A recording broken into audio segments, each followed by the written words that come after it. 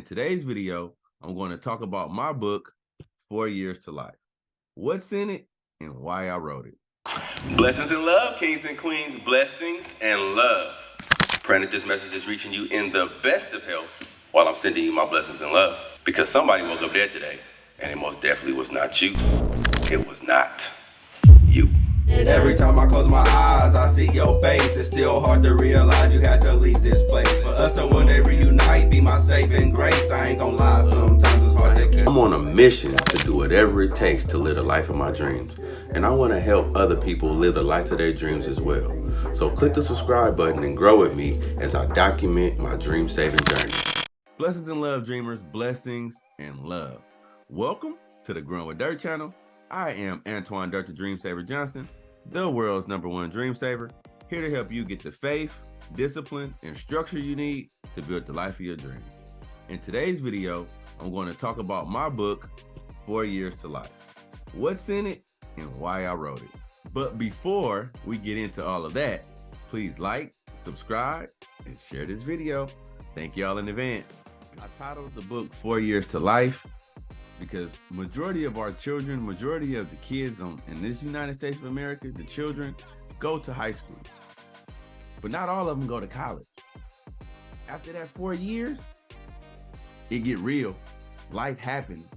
So from your freshman year, you got 4 years to real life.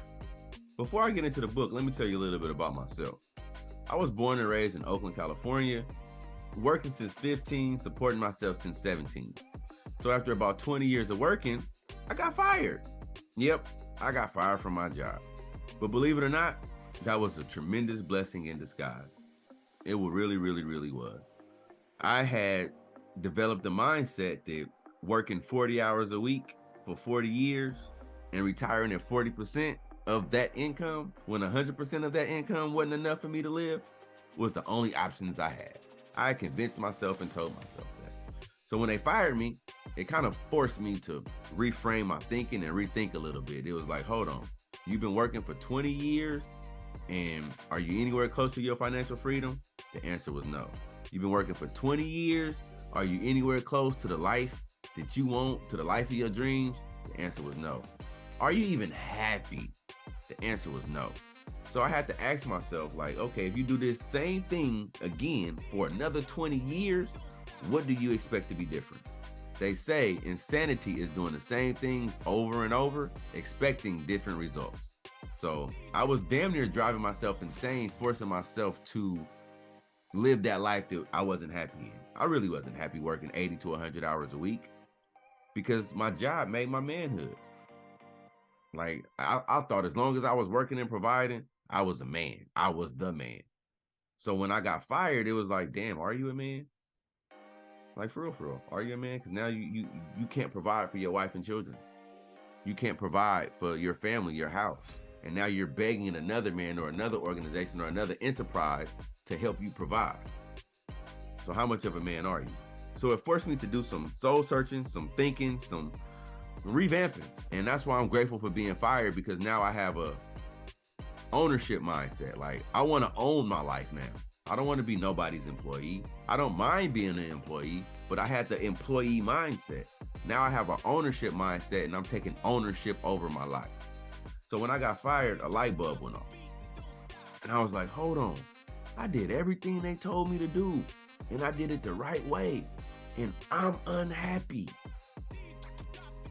I'm down bad. Hold on. Something ain't right. So I went back to the drawing board and I really thought about some stuff. And I was like, oh my God, I went about this whole thing of life the wrong way. Oh my gosh, I've been led astray. So once that light bulb went off for me, I'm like, I'm almost 40 years old and figuring this stuff out. Lord forbid my children have to be 40 or have to live half their life or whatever I wanted them to get the information a lot sooner than I got it, in a way that they can understand. So they know that it's your responsibility to build the life of your dreams. Nobody is going to come and hand you the life of your dreams on a silver platter. You're not born into the life of your dreams because it's not prepared for you yet. You have to prepare the life that you want. Whatever else somebody gives you is what they felt that you deserved or what they felt they wanted you to have. But what if that's not what you want? You gotta go get that. Blessings and love, dreamers. Blessings and love. The sooner you realize that it's up to you to build the life of your dreams, the sooner you would get started. Straight up. If you need help to develop the blueprints for that, I got you covered. Go to www.4yearstolife.com. Learn how to make the blueprints so you can build the life of your dreams. I love y'all. All day, every day, and every time zone. Out. So the book is broken down into 4 sections: self, education, career, and relationships. I consider those the pillars. Those are the 4 pillars that I consider what you need to build your dream life. Everything needs a foundation and structure. So, yep, those are the foundations. That's the structure. And within those things, I have the Holy Trinity. The Holy Trinity that I consider what you need for anything. You need to have faith, discipline, and structure. So you need to have faith, discipline, and structure within yourself. You need to have faith, discipline, and structure in your education. You need to have faith, discipline, and structure in your career. And you need to have faith, discipline, and structure in your relationships. So in this book, 4 Years to Life, the first section I break down, self.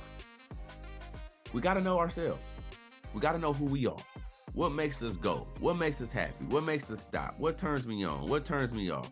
How do I learn? Why do I learn like that? Am I a visual learner? Am I an audio learner? Am I a physical learner? Or am I all 3? You have to get to know yourself. Know the ins and outs about you. Are you afraid of heights? Do you like water? Why are you afraid of heights? Why you don't like water? You got to know these things, because the more you know about yourself, the more you know about your body, the better it can operate. The better you can get the most out of it. So the first section of the book is self. I break down about how important it is to know yourself. Because if you don't know yourself, everybody else can get you to do or how to do or whatever they want you to do.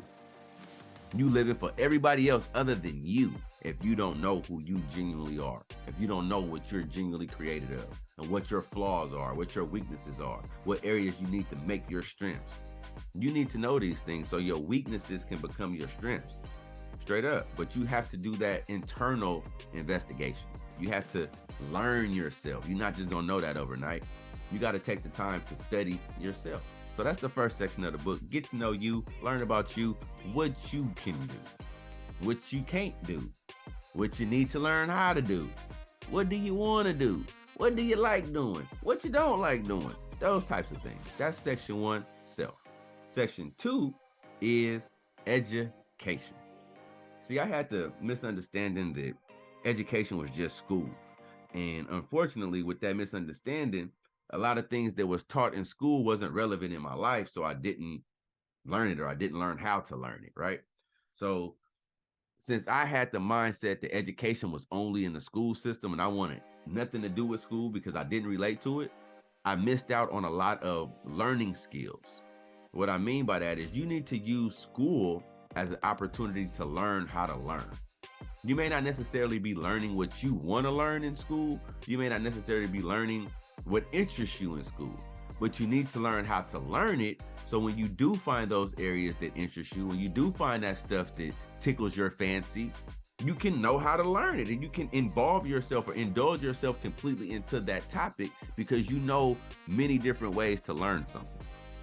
So that's what school is on top of relationships, and education is forever going. Like I had the mindset that, okay, I don't need education, so I'm not growing no more. I'm not learning no more. I'm not evolving no more. And that's when I started to die. Like education is forever going. Like you need to learn any and everything that you can and apply it in a way that benefits you. Knowledge is power. For real, for real. And knowledge gives you options. Education gives you options.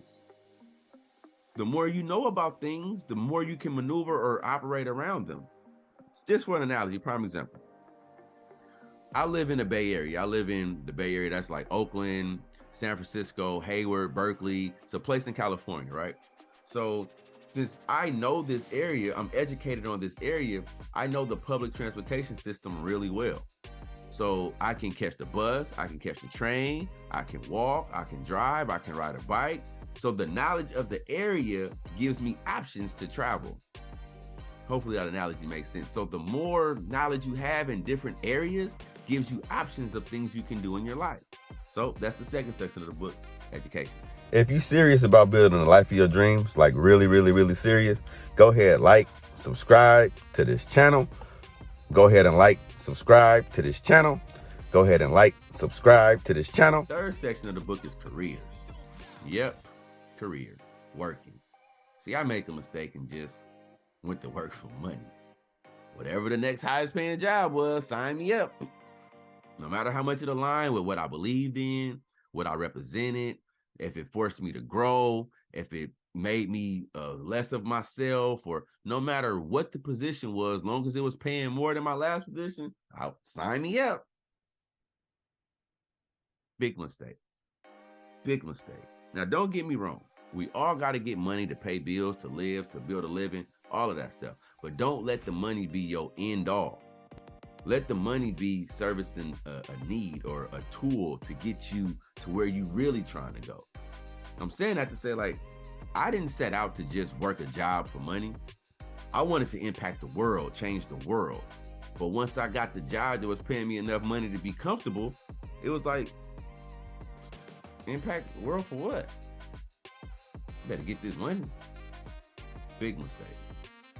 Because had I known more about myself, had I had more education at the time, I would have been able to pick a career that I wanted, that fulfilled me, that helped me live the life that I wanted to live.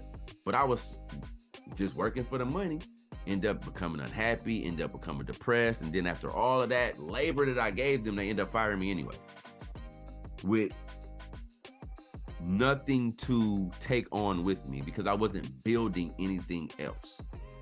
I was giving my all to that employment, to that career, as opposed to building myself, building my brand, building my own business, building my own whatever.